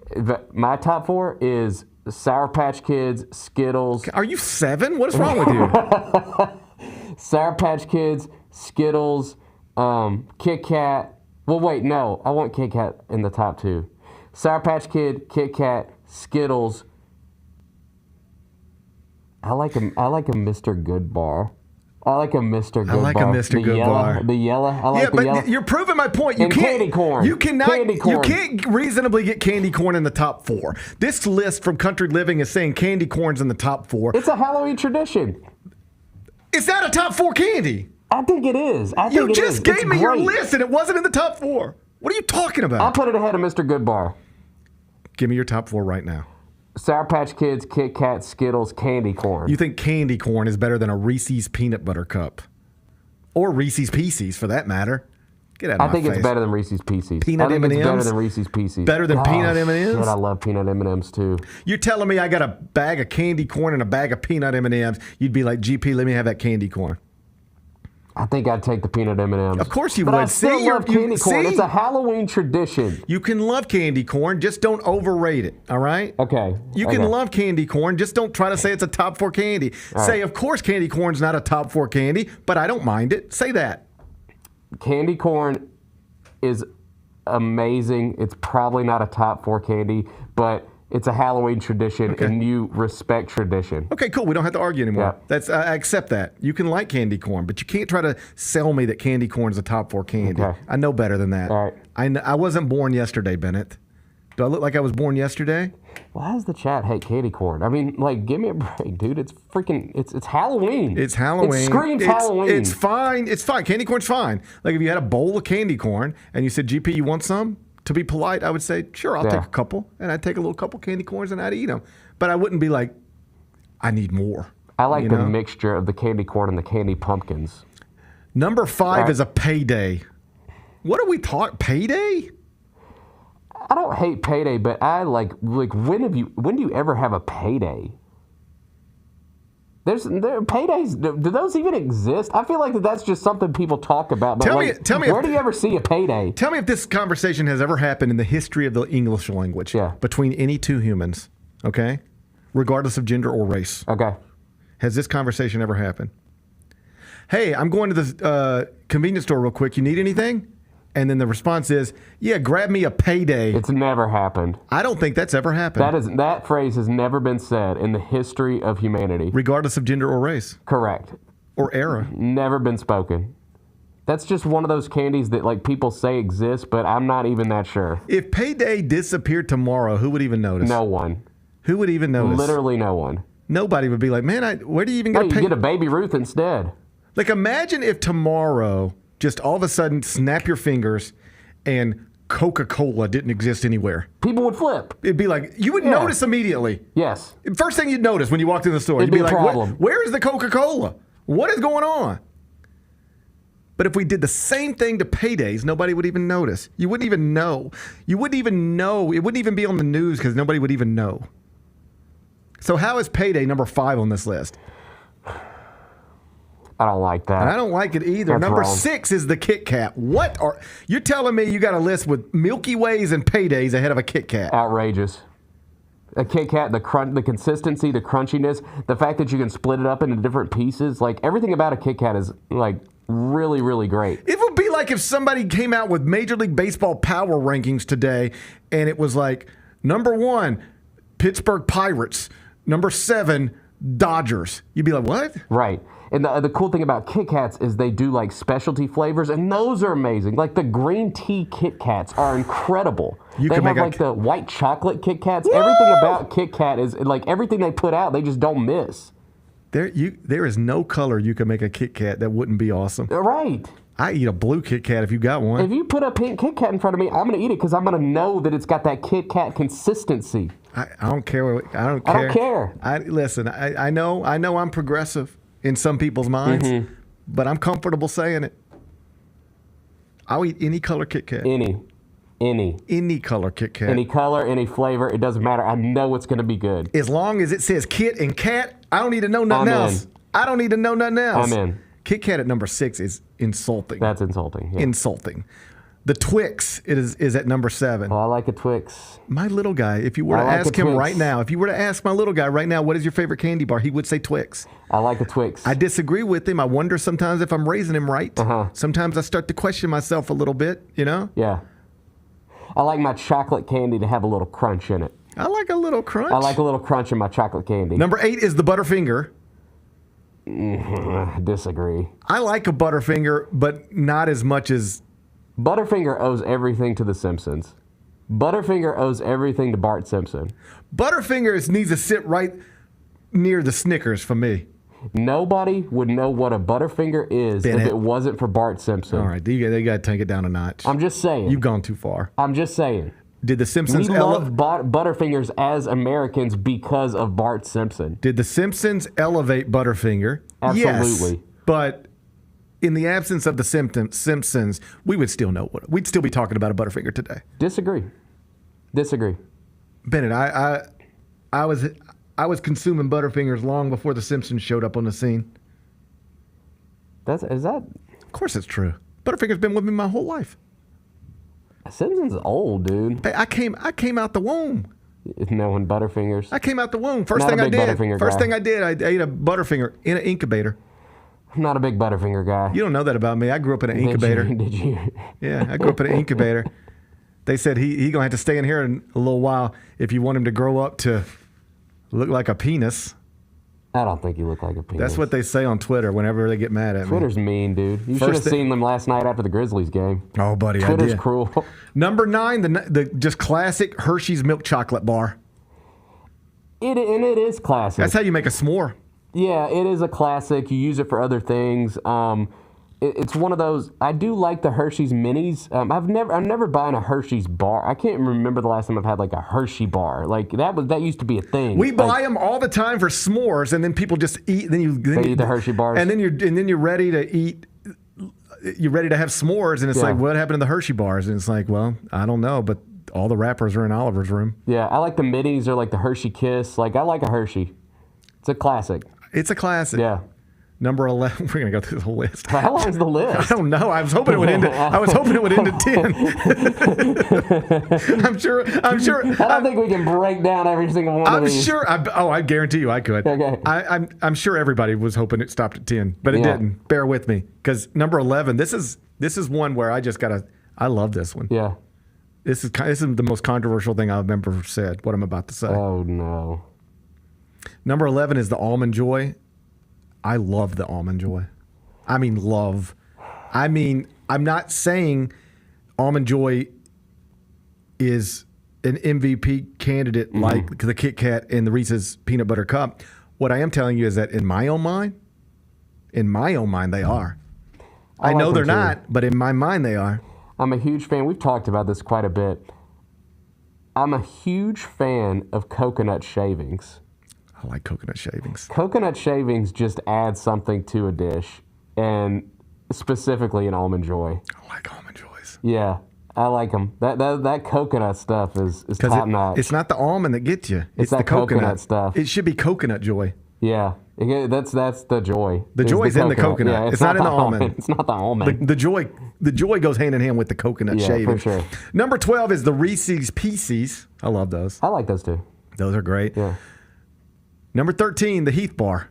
I don't mind the Heath Bar. It's fine. What about a Score? You ever had a Score? I don't know what that is. I think it's called a Score. I'm not sure. I'm not familiar. Isn't it called a Score bar, Score candy bar? Yeah, I've had a Score. No, I know a Score. I one. rock with a Score. I don't know that one. And number 15, the Three Musketeers. Gross. That is a sick ass candy. Three Musketeers sucks. Oh, here's another one. Yeah. Just candy bar, been around your whole life. Who loves it? Yeah. The Baby Ruth. Oh, I love the Baby Ruth. I love a good Baby Ruth. Only because of Goonies. I know. It's true. All the candies I like relate to movies. You only like candies that relate to movies. I do like a Baby Ruth. Yeah. I want to know who walks into I need to know who walks into a gas station and says, I'm going to grab me a Baby Ruth?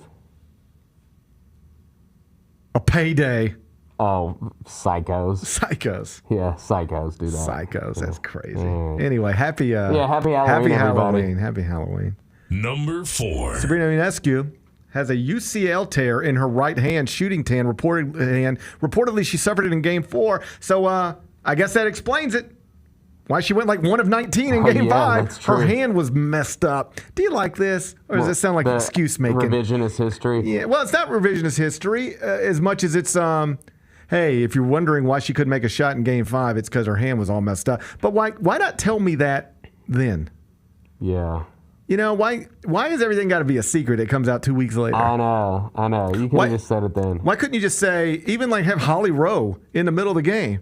Like you're the reporter. Right. Like you know, sources have Sabrina's told. kind of banged up. Yeah, she's banged up. Or even have if I'm the coach, I sit down at the press conference and I say, hey, you guys, I know Sabrina was one of 19 tonight, but you guys don't understand what she's dealing with. Yeah. I would have brought it up right then because what do we do that whole night, man? What's it like for Sabrina to win a championship but shoot terribly? How does that feel? Yeah. And if there was an obvious explanation, well, she wouldn't just play poorly because she wasn't built for the moment. Right. She's injured. If it was a regular season game, she wouldn't have played. It's a miracle. Like, they could have just covered for her. I know. Assuming that this is sincere, and I have no reason to believe it's not, why did you let weeks pass of everybody going, God, she didn't show up in Game 5? Why didn't you just say that it was amazing she was out there? UCL tearing her right hand. Mm-hmm. I just don't understand why this has to come out. Yeah, I don't get it either. But I don't understand how the payday's in the top 5. I don't understand. Let me tell you all the things that don't make sense these days. Nothing's making sense these days. So close to an election. Right. The world is in shambles. You get close to an election, nothing's making sense anymore. No. All right. Number 5. Thursday night football. It's a big one. It is a big game. Texans Jets, MetLife Stadium. Are we done with the Jets if they lose this one? Yes, they're done. They'll be 2-6 if they lose. They're done if they lose. Have you noticed? I don't know if you noticed this, but like on ESPN and these daytime sports talk shows that are television shows, there seems to be this internal war between people who think you have to talk about the Jets because it's New York and it's Aaron Rodgers and it's the biggest story in football and there's always something going on. And the people who are like, why are we talking about a 2-6 team? Suck, right. With it'd be like Kentucky's terrible in college basketball and you show up every day and still talk about Kentucky. At some point, people are like, why are we talking about them? They're not any good. They don't matter. I understand. They are 2-6. I thought they were 2-5. Bro. Like they stink. They might be done regardless. They're probably done regardless as it pertains to like making the playoffs. Yeah. But like, are we done talking about them? I don't think so. Well, is Mike Greenberg going to be next Friday on Get Up talking about it? Now the Jets are 2-7, but are they just going to be like the Jets are 2-7, so we're done with them? I don't let think Aaron we'll be done with them. Let Aaron Rodgers say his crazy stuff in the dark. We don't have to follow every word of everything. I just think he's such a polarizing figure, and it's the New York market that you're just going to keep talking about him throughout the season. But the people who are being told to talk about them, like you can see them pushing back on it, like on the air, like there's actually like, so why are we doing this again? Yeah, right. Which is like, you are publicly questioning your producers. That's what you're doing there. Like I would never say something like that on the air. I don't think, because it's a direct shot at somebody in charge who is creating this rundown and creating this show. So I don't know if it's smart to say something like that, but the idea that they are saying stuff like that is an indication that they're super frustrated and they're tired of talking about a team they don't believe matters. Play the Texans tonight. If you win, well, then it's a step in the right direction. The conversation continues. Yep. But if they lose, drop to 2-7. I think that is when maybe you step back. For sure. You talk about them again tomorrow morning because, it happened tonight. But heading into next week, we're done talking about 2-7 teams. If we look up and they're 5-7, then we'll continue the conversation. Mm-hmm. But 2-7, we're going to let them just sit over here for a minute and we'll pay attention to something else. Be back with GP's Carryout. John Cena was spilling life lessons on this stream, bro. So the best thing I watched all week, John Cena on the Cassinet stream. By the way, he stole your hairdo. You got to make a phone call. I was about to say, you showed me a little bit of this clip because I saw the messy room, and the only thing I could see is John Cena's hair. I mean, come on, bro. He stole your bar. It's literally identical. He stole your flow, bar for bar, word for word. How is mine more gray than his, though? Tune in to Grind City Wrestling weekly on the Grind City Media app and on the Grind City Media YouTube channel. We got to talk about Scottie Pippen Jr. Scottie has inked that contract, and he is now officially off the two-way. He is a member of the regular rotation. Well-deserved, from my opinion. He straight up earned this one from all the time put in last season with the injuries to Summer League. Hey, Grizzlies fans, be sure to tune in to Grizz Beat, where the panel and I break down all things Grizzlies and take a look at the rest of the NBA as well. The show is live every Wednesday, 2 p.m. on YouTube at Grind City Media and the official Grind City Media app.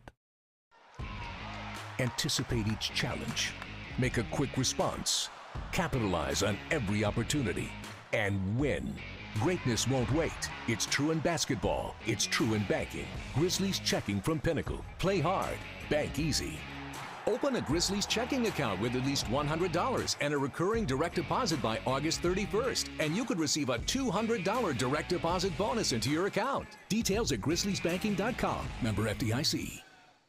Thanks for showing up, Memphis. Nothing beats catching your Grizzlies IRL, and nobody knows that better than you. So next time you want to hit up a game, Ticketmaster's got your back with tickets to every upcoming matchup. Whether you're catching the Grizzlies at home or on the road, you'll find tickets at Ticketmaster, the official ticket marketplace of the Memphis Grizzlies and the NBA.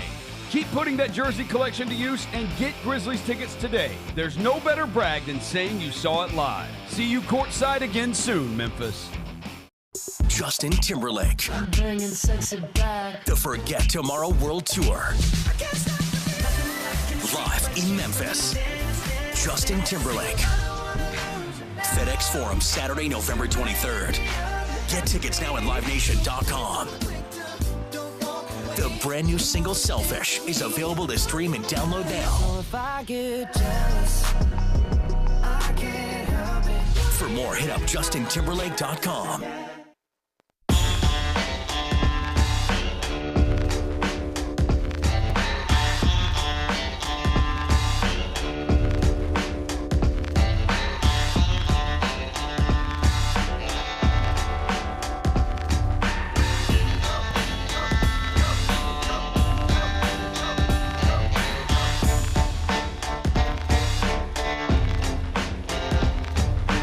Gary Parrish Show presented by Ortho South. It's a rainy Thursday morning here in downtown Memphis. Wrap it up with GP's Carryout.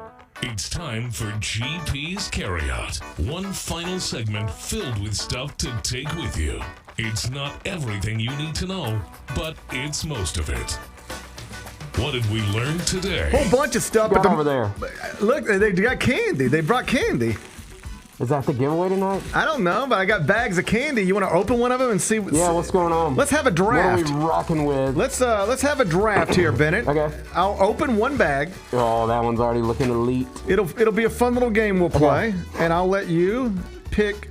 I'll let you have first pick out of this bag. Okay. Your options are: you can have a Hershey's a little Hershey's bar. Okay. Or a Reese's peanut butter cup. A Mr. Good bar. Oh, underrated. Plain M&Ms. Okay. Traditional. Some Starburst. Yeah, I don't know which one I'm going to get. Oh, or Skittles. You know what? Just because I haven't yet enjoyed it this holiday season, I'm going to go with the Mr. Good bar as my number one option. Thank you. I like a Mr. Good bar. Buddy, I'm going to be true to my word. I'm going with the Reese's peanut butter cup. Oh, nice. that can't, like... Man, I like a good peanut butter cup. Actually, I can slide this Mr. Good bar in here. Oh, buddy, if you can't fit a Mr. Good bar through that mask, you ain't working hard enough. Can Michael eat the candy? Oh, yeah. Halloween's great, isn't it? Mm-hmm. Remember when they used to tell us people were going to put razor blades in our candy and stuff? Remember that? Delicious. Remember when they used to tell you they're going to put drugs in your candy? Yeah, I think they still do that. Do they? Mm-hmm. Why would anybody put drugs in your candy? Except for Diddy. Diddy might. I mean, I know Diddy might, but outside of him, and he can't this Halloween season. Why would you want to put your drugs in kids' candy? Yeah. When you if you had drugs, wouldn't you just want to do them? You want your own drugs. I'd want to do my own drugs. Yeah. I wouldn't want to waste them on kids, right? It just never made sense to me. Man, I like a Mr. Good bar. Underrated. Bennett, insanely underrated. Bennett, let's try it one more time. I got a bunch of bags. We'll try one more. What's in that one? Some green stuff in there. Is that a Laffy Taffy? Bennett, it's a surprise. We'll find out. We'll find out together. Okay, relax. They're hooking it up tonight at FedEx Forum. I got peanut M&Ms. I have a Twix. I have Laffy Taffy. Mm-hmm. I have a Crunch Bar. Oh, we didn't talk about that. That's a good one. Smarties. I like a good Smarties. I like a Smartie. And a Sucker. Just your classic Sucker. What would you like? I think I'm going to take those peanut M&Ms. They I understand. are screaming my name. I understand. I understand. I'm just saying I would peanut M&Ms are far superior to the regular M&M. I would keep my drugs before I put them in candy for kids. So I ain't worried about nothing. You got peanut over regular, right? Peanut over regular. Of course. Peanut over regular. You need the crunch. You need the crunch. You need the crunch. I think that's right, Bennett. Yeah. All right. What did we learn today? I don't know. I think here's what we learned. That you can get candy tonight at FedEx Forum. Here's what we learned. The main thing we learned. Country living is the worst at making a list. Yeah. That's a horrible list. You started right with the peanut butter cup, but you put a Milky Way at 3, a candy corn at 4, and a payday at 5. I can't respect that list. As someone who's done a lot of country living, I think they're losing their ways. I can't respect a list that has a payday in the top 5. Never.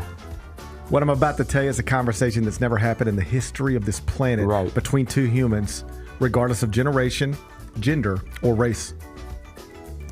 Two people are talking. Hey, I'm going to the convenience store. Is there you need anything? That question has been asked a million billion times. Yes. Answers are sometimes, hey, could you get a bag of ice? How about a Coke? Maybe grab me a Coca-Cola. Hey, yeah, you're going to see if they got any of them burritos. You like a good gas station burrito?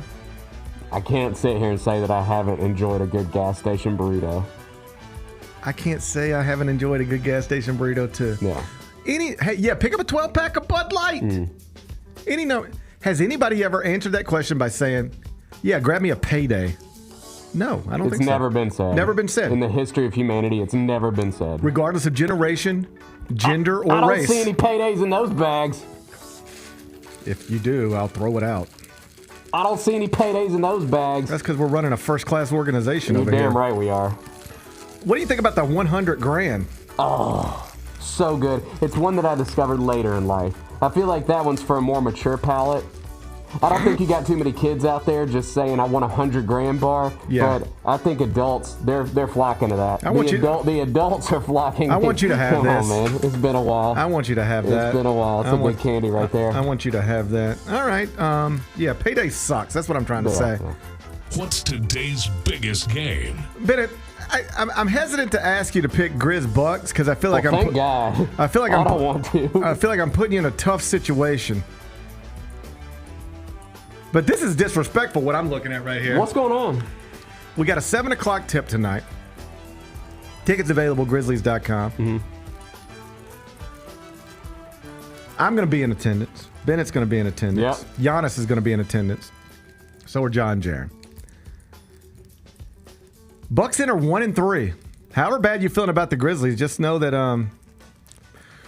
probably feel worse about the Bucks. I would think so. They're 1-3. Got championship aspirations. That's what they told us. You don't fire your coach, go out and get Doc Rivers, go trade for Damian Lillard just to be 1-3, do you? That's right. But they are 1-3. 6.5 point favorites tonight inside FedEx Forum. That's the most disrespectful thing I've ever heard. This is still FedEx Forum. On Halloween. You know what I heard? What? Oddsmaker said we were going to make it Milwaukee -3. But given that Ja and Jaren don't play in the fourth quarters, let's just make it 6.5. I think that's what they said. Do that. That's what they said. That's what they were said. Watching last night. That's what they said. All right, is this the game? Is this the biggest game tonight? Yeah, I think so. Okay. Milwaukee -6.5. That's a big number on the road for a 1-3 team. I bet you there ain't no other 1-3 team favored by 6.5 points on the road tonight. Here's my issue. I don't know if we're gonna have Desmond Bane or Marcus Smart tonight. I'd bet against both. That's a problem. Yep. That's 2 of your starters. And probably down 5 rotation players total. Yeah. But do you have a heart? Where's your heart? How much is your heart worth? Embarrassed last night by Cooper Flagg's next team. Inside your home building as a 12-point favorite. Where's your heart at? Okay, well, let's keep it close. Where's your heart at? Let's keep it close. I'll go Grizz. Here's what I say. It is Halloween after all. You can't lose by double digits at home to Brooklyn on a Wednesday and then come back and lose by more than 6 at home to the 1-3 Bucks on a Thursday. I think that's true. You can't do that. Not if you have a heart. Let's go. Where's your heart? You going to bring your heart downtown tonight? I'm going to bring my heart. I'm going to bring my heart. I'm bringing my heart downtown I'm going to bring tonight. my heart. I'm bringing my heart downtown tonight. And I think if you got any sort of heart about you, one night after getting embarrassed by Cooper Flagg's next team, you're not going to let the 1-3 Bucks come into your building and do it to you again. Okay. Not if you have a heart. All right, give me Grizz. Give me the Grizz. Benson takes a Grizz plus 6.5. It's a disrespectful number. What are we watching on TV? So, last night, World Series is over. How's that sucker, by the way? Pretty good. Is it good? Mm-hmm. What's the flavor? Grape? Is that a grape sucker? I see it's got purple in it. I don't know that I can call it a grape sucker, but it has grape coloring. It has great characteristics. Gotcha. You know, I don't know if I'm comfortable labeling this a grape sucker. Understood. But it has great characteristics. That's undeniable. Understood. World Series is over. Grizz game over. I'm getting some work done. I'm like, all right, I just need to put something on that's just sort of in the background. I don't really have to pay attention to it too much. What could that be? So I went to Netflix. You know what I found? Martha. No, Bennett. The Zodiac Killer documentary. No, doesn't sound like what I was looking for at all. What'd you find? Olivia Rodrigo Guts World Tour dropped on Netflix in recent days. Is it a concert video? It's a concert movie. It's Olivia Rodrigo in concert. Okay. It's a pretty mindless thing. We talked about yesterday. Hour 45 of Olivia Rodrigo just up on stage singing her songs. Was it good? It was fine. I fell asleep at some point. So yesterday, Billboard put out a ranking of the top 25 greatest Halloween songs of all time. And the reason we talked about it yesterday is because they put Thriller at 25, which is absolutely insane. I would consider that the greatest Halloween song of all time. What's the greatest Halloween song of all time? Thriller. I know, but according to this list. Monster Mash was number 1. Number 2, I think, was maybe Ghostbusters. But Olivia Rodrigo's Vampire was ranked ahead of Thriller. How do you get 24 Halloween songs ahead of Thriller? Dude, and they had some weird ones. Who are out there making these lists? Country Living and Billboard. What? I think they're just doing it to piss people off and get them talking. I guess so. Yeah. I don't know. Yeah. Olivia Rodrigo on Netflix. She's a talented young lady. You like Olivia. Everybody likes Olivia Rodrigo. Who doesn't like Olivia Rodrigo? No, she's great. She's great. I worry about her, though, a little bit. Why? I think every Olivia Rodrigo song sounds exactly like an Olivia Rodrigo song. They're all every song sounds like like it's a cousin of the other song. Every time I hear an Olivia Rodrigo song, fair. It sounds exactly like another Olivia Rodrigo song. But they're all pretty good. That's the thing. But like, can you just keep making these songs over and over again? Maybe you can. I don't know. Time will tell. Time will tell, Bennett. Yep. You know what? Time will tell. What's the best thing we've read? Well, over at CBS Sports, we got our Final Four projections and national championship projections published on the college basketball page. Do you want to know who I went with? Yes. My Final Four is Kansas, Alabama, Houston, and Duke, with Kansas as your 2025 NCAA tournament champions, making Bill Self the only active coach in college basketball on the men's side with 3 national championships. Right now, only 2 men have more than one. Bill Self, Dan Hurley. They both have teams that are good enough to win a third this season. I've got Kansas as my pick. What's on tap for tomorrow? Tomorrow's Friday. Yep. Oh, man, I need Friday. What do you mean you need Friday? It's just been a busy week. A lot of home games. It's been a busy week. Been a hell of a week, hasn't it? Yeah. Yeah, I'm ready for a little break. I think you deserve one. Thanks, man. Yeah. We're looking back at Grizz Bucks. Rob Werder's going to come in studio with us. Cool. Oh, yeah, it's Hustle Media Day tomorrow. The Memphis Hustle are back. From the Memphis Hustle. So Be a fun Friday. Get us ready for a big weekend of college football and the NFL. And then college basketball season starts on Monday, buddy. It's that time of the year, buddy. Let's go. It's that time of the year. Let's go. Enjoy the rest of your day. I'm going to enjoy mine. If you're at FedEx Forum tonight, we'll see you there. If not, we'll meet back here tomorrow at 10. Till then, be careful, be kind, be good. Rep your hood.